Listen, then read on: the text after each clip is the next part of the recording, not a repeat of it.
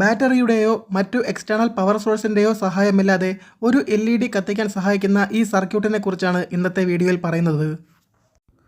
ആദ്യം എന്തൊക്കെ കമ്പോണൻസ് ആണ് ഈ ഒരു സർക്യൂട്ട് ഉണ്ടാക്കാൻ ആവശ്യമുള്ളത് എന്ന് നോക്കാം.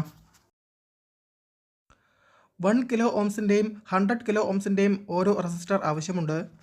അടുത്തതായി 220 PFൻ്റെയും 1 നാനോ ഫാരഡിൻ്റെയും കപ്പാസിറ്ററുകൾ ആവശ്യമാണ്. ഇനി വേണ്ടത് ഒരു റെഡ് LED ആണ്. ഇൻഡിക്കേഷന് വേണ്ടിയിട്ടാണ് ഞാൻ ഈ LED ഉപയോഗിക്കുന്നത്. ഈ സർക്യൂട്ടിലെ ഏറ്റവും പ്രധാനപ്പെട്ട കമ്പോണൻ്റാണ് 1N60 എന്ന ജെർമേനിയം ഡയോഡ്. 2 ഡയോഡുകളാണ് ഞാനിവിടെ ഉപയോഗിക്കുന്നത്. ഈ സർക്യൂട്ട് അസംബിൾ ചെയ്യുവാനായി ഒരു കോമൺ PCB നമുക്ക് ഉപയോഗിക്കാം.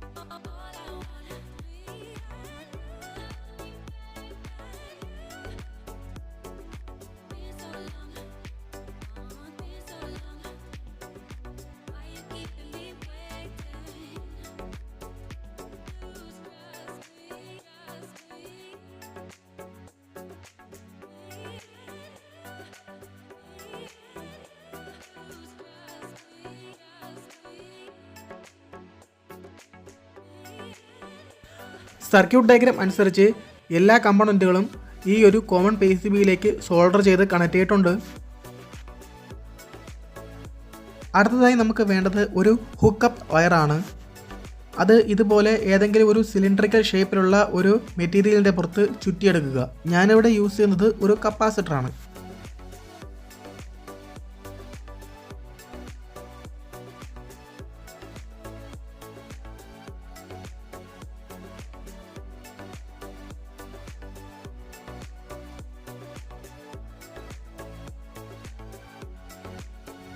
ഇങ്ങനെ ചുറ്റിയെടുത്ത ഹുക്കപ്പ് വയർ നേരത്തെ നമ്മൾ അസംബിൾ ചെയ്ത PCBയിലെ 220 PF കപ്പാസിറ്ററിൻ്റെ എൻഡിലേക്ക് സോൾഡർ ചെയ്ത് കണക്ട് ചെയ്യാം.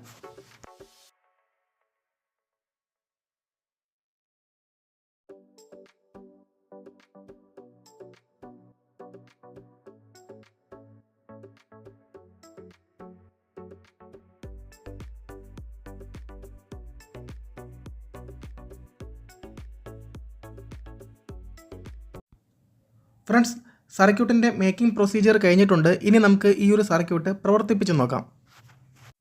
ഫ്രണ്ട്സ്, ഇടവിട്ട് ഈ ഒരു ഇൻഡിക്കേഷൻ റെഡ് LED കത്തുന്നത് നിങ്ങൾക്ക് കാണാവുന്നതാണ്.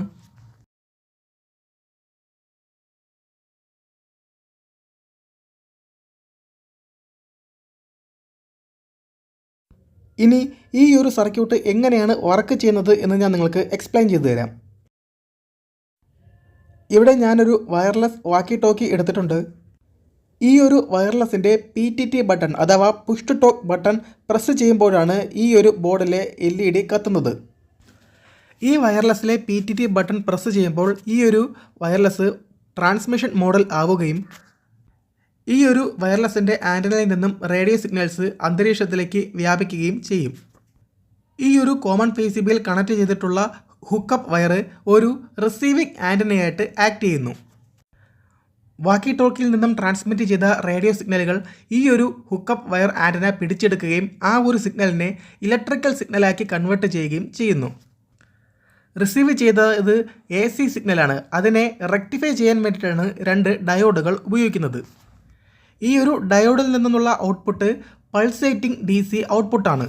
അതിനെ ഫിൽട്ടർ ചെയ്യാൻ വേണ്ടിയിട്ടാണ് ഒരു റെസിസ്റ്റർ കപ്പാസിറ്റർ ഫിൽട്ടർ അവിടെ യൂസ് ചെയ്യുന്നത്. അങ്ങനെ സ്മൂത്തായ DC വോൾട്ടേജാണ് ഈ ഒരു LEDനെ പ്രകാശിപ്പിക്കുന്നത്. ഇതാണ് ഈ ഒരു സർക്യൂട്ടിൽ നടക്കുന്ന വർക്കിംഗ്.